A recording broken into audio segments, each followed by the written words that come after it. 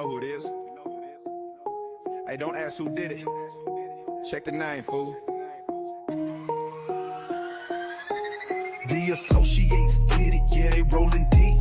The associates did it, got it out the streets. Hello, and welcome to another episode of the Associates Did It podcast. This is Joshua Carpenter of Carpenter and Associates, and we are here on Good Friday, hence the fantastic Easter suit. Wow, it's already hard to speak today. Easter suit I'm sporting. And today I did an episode earlier about kind of the legal history of Easter. And today, now, I'm going to talk about Easter and war. Many people ask me why I'm kind of fixated on warfare and everything else, but the reality is there are a few things that have shaped our world history and our legal system more than war. And obviously also being a soldier and a police officer and everything else that I've had the opportunity to experience in my life, I find all these things fascinating and very important. So you're going to have to bear with me. I'm kind of losing my voice a little bit. And so if I don't sound the usual great ball of sarcastic sunshine I usually am, I'll try to blast through this episode. So as usual, this is Josh Carpenter. I am the narrator, the writer, and Todd Cohen is the producer of this podcast. We are going to have some as promised, we're going to have some guests later and also finish up the Bigfoot trial that we've been talking about. So this is a brief exit from the Bigfoot stuff just for the holiday spirit. So at any rate, I don't have anything else, so here we go. So this is kind of Easter in the shadow of war, faith, fire, and the fragile hope of men is what I titled this. A little bit melodramatic, but hey, so am I, obviously, because look at my suit. All right, so there are moments in history when two worlds collide. The world of man, filled with violence, ambition, and war, and the world of faith, quiet, enduring, and oftentimes stubbornly hopeful. And nowhere do these worlds collide more powerfully than on Easter. It's a day meant to celebrate life, the resurrection, but it also represents falling time and time again. And it represents some of humanity's darkest hours. So this is the story of Easter and war. Imagine this. It is April 1915. You're standing knee-deep in mud somewhere in northern France, and the air smells like wet earth, cordite, and decay. The war, the Great War, and what would later become known as World War I, has steadily chewed through millions of lives. And Easter Sunday has arrived. But there are no church bells to be heard. There are no families gathered, no warm spring mornings. Instead, there are trenches. Men huddled together, wrapped in filthy uniforms, stiff with dried mud and filth. Rats scurry between their boots, and water pools in the bottom of the trench. And yet, a chaplain climbs onto a wooden crate and opens a small Bible. His voice trembles, not from fear, but from complete exhaustion. And he begins to read and says, "He is not here, for he is risen." And just for that moment, the guns seem quieter, not silent, never silent, but distant. Men bow their heads and some close their eyes. Others just stare forward, thinking of home, thinking of wives and children, thinking of a world that feels like it belongs to someone else. There are no grand truces like the famous Christmas truce, but there are moments, small ones, moments where rifles stay lowered just a little longer than necessary, where enemies just yards away choose not to fire. Because even in war, Easter whispers something dangerous to a soldier, that death might not, and hopefully is not, the end.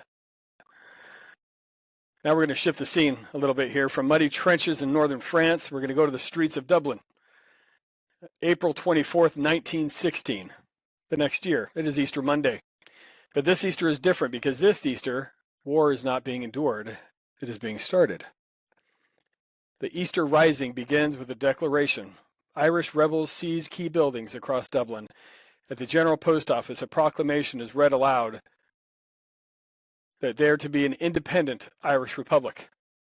Bold and defiant, and unfortunately doomed, at least for now. British forces respond swiftly. Street fighting erupts, buildings burn, civilians are caught in the chaos, and for 6 days, Dublin becomes a battlefield. Smoke rises over the city like a funeral shroud. And then, almost as quickly as it started, it ends. The rebellion is completely crushed. The leaders are executed. But here's the paradox. This Easter rebellion, this apparent failure, in its failure, becomes a spark, and public opinion starts to shift. Sympathy grows, and within a few years, Ireland will move closer to independence. Because Easter is not just about resurrection, it's about sacrifice also, historically. And sometimes sacrifice changes everything. Now, move the date again to April 1944. Another Easter, another war. Only this time the stakes are even higher. Across England, tens of thousands of Allied troops are preparing for something massive, something unprecedented. And within weeks, it will storm the beaches of Normandy in what we will now call, or we will call then, D-Day. But on that Easter Sunday, in 1944, they pause. Chaplains hold services in open fields, helmets rest on the ground, rifles lean against trucks, and men knelt in the grass. Some pray, some don't. Some just listen. Because every single man there knows one thing more above anything else. Many of them, if not most, will never see another Easter. A lot of letters are written that day, and they're folded carefully, addressed home, or to girlfriends, or to friends. Some will arrive weeks later. Others will be delivered with a knock on the door from a chaplain. Meanwhile, across Europe, prisoners of war mark Easter in secret. A whispered prayer, a shared crust of bread, a moment of defiance against despair. In that moment, Easter becomes more than a holiday. It becomes that spark of light, a spark of resistance, and still a spark of hope.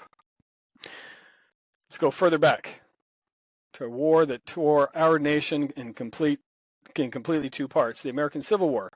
Easter comes again and again during those brutal years, Union camps, Confederate camps, different flags, but the same prayers. Soldiers gather at makeshift services. Some sit on logs, some stand, some clutch letters from home, and ministers all the way back in the 1860s, even then, speak of hope and light and resurrection, even while surrounded by death. And even then, for a few hours, the war fades. It's not gone. Once again, just held at bay for a little while. Diaries from soldiers describe Easter as something almost surreal, a reminder that life existed beyond the battlefield, that maybe, just maybe, this wasn't all there was. Now bring it forward to Iraq, to Afghanistan, to the modern war zones, some of which I have shared. Technology's changed, weapons are more precise, uniforms are different, but Easter, and take apart that name and just say, but hope feels exactly the same across time. A small group of soldiers gathers on a forward operating base. Chaplain stands in desert camo. A cross, sometimes wooden, sometimes improvised, stands in the sand. Care packages will arrive from home, and they'll carry plastic eggs and candy, handwritten notes, and for a moment, in the middle of whatever war zone they find themselves, something feels like home, and something feels normal. You see, because no matter the century, no matter the battlefield, Easter carries the same message almost universally, and it's cross-cultural. It goes beyond just religion, but it carries the same message that says, hold on, light is coming. Hold on. Do not lose your hope. So here's the truth. Hope, Easter, these things do not stop wars, and they never have. But they do something else. They do something quieter and something more powerful.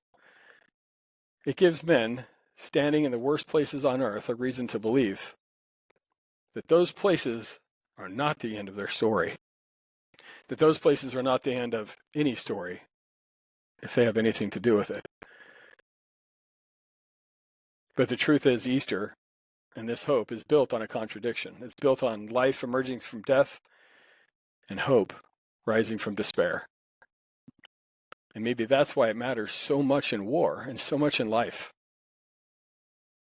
Because war is where hope can be hardest to find. In the trenches of World War I, the burning streets of Dublin, on the eve of D-Day, Civil War camps, and in modern army and military bases around the world, even today in 2026, Easter was there and it is here.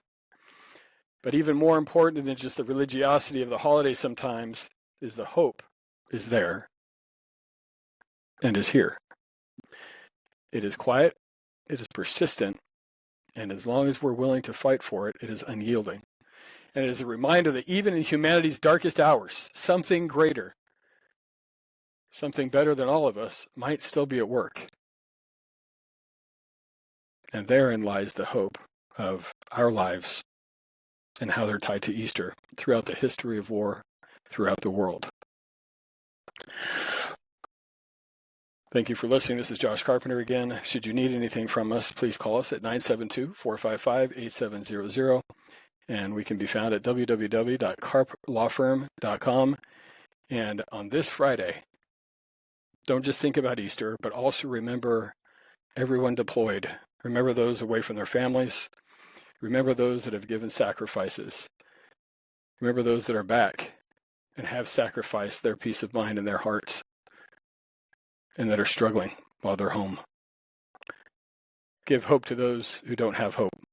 Reach out your hand and express affection and assistance wherever you can. Thank you, and we wish you the best of luck, and I hope you have a fantastic holiday weekend. Yeah! You know who it is. Hey, don't ask who did it. Check the name, fool. The associate.